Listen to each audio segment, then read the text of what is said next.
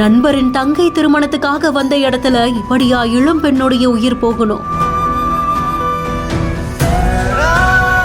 சுமார் 150 அடி பள்ளத்தில் சுக்காக சிதறிய ஜி. திண்டுக்கல் மாவட்டம் கொடைக்கானல் சாமக்காட்டுப்பள்ளி காலனியை சேர்ந்த செல்லத்துறை அப்படின்றவங்களுடைய மகளுக்கு தான் திருமணம் நடந்திருக்கு.